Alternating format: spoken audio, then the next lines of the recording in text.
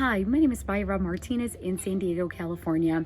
I'd like to share with you a little bit about my journey and how I was recently diagnosed with acute intermittent porphyria. When I turned 35 years old, roughly, I started to experience really bad nausea, vomiting, many abdominal issues that seemed to be GI related. But every time that I would end up in the hospital, the doctors had no clue what was actually going on within me.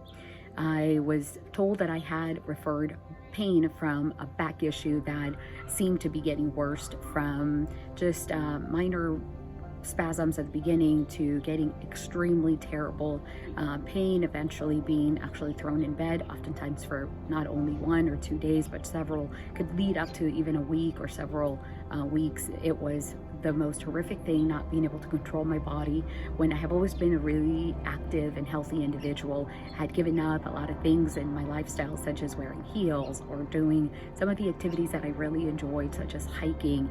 And one of the worst things that I think came into my life in this process was that I couldn't enjoy many of the foods that I typically would enjoy. So I became not only vegetarian but also vegan in an effort to try to get rid of all this GI issues that I had. And all of that actually was for nothing at the end of the day. My stomach issues persisted in spite of all the changes that I made. I ended up having L5S1 fusion, thinking that that would solve a lot of the issues that I had within my back.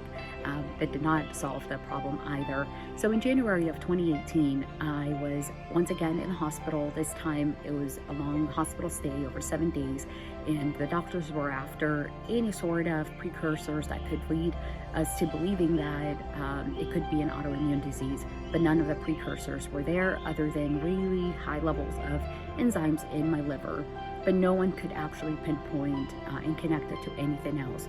Fast forward to all these symptoms that were going on. In August of 2018, my right hand specifically started experiencing a minor tremor that then became a very pronounced shake. Both hands ended up shaking within only a few days of noticing the tremor. And eventually, slowly but surely, I started losing terrible amounts of muscles. And as a result of the muscle loss, I had already lost a lot of weight from not being able to keep anything down in my stomach, about 20 pounds at that point. I lost yet another about 10 pounds, and at this point I was only about 90 pounds only. My body just kept on enclosing little by little. At this point, my hands were no longer functioning, my voice, I could no longer really talk or sing, and my upper extremities were in consistent pain all the time. I felt as if I was being stabbed, as if I was being electrocuted, and it was horrific to slowly be able to see my body just wither away. And in December of 2018, the worst of the worst that you can possibly imagine to you or to any of your loved family members, I went fully paralyzed head to toe.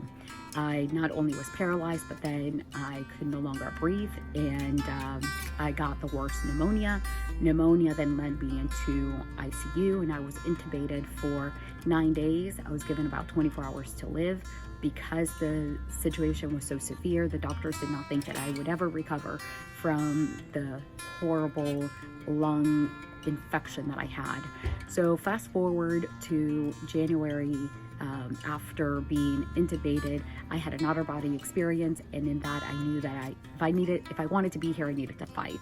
So I started fighting for my life, got out of ICU, and then a whole series of relearning how to do everything all over again became my reality. I was only 72 pounds at my worst, and I've had to relearn not only how to breathe, how to talk, how to walk again, but just to regain my normal average life. I'm about 90% back to normal. I don't have the stamina, but I do have the ability to live as what seems to be a normal life with my own limitations today. Getting diagnosed was not the easiest thing because the doctors at the beginning thought that I had Guillain-Barré and CIDP, and it wasn't until almost 3 years later, after all of the situation, that I was diagnosed with acute intermittent porphyria because a doctor at UCSD Health started looking for porphyria and I had 3 tests. One was a urine sample, which very quickly came back saying that I did have large amounts of porphyrins within my urine. I had a blood test, and then I had a genetic exam as well, and I do have that gene mutation. That was the worst that you can possibly imagine that could happen to you, your body just being not yours to control any longer. And I'm very happy that my doctor at UCSD found this situation. Best of luck in your journey. Have a wonderful day.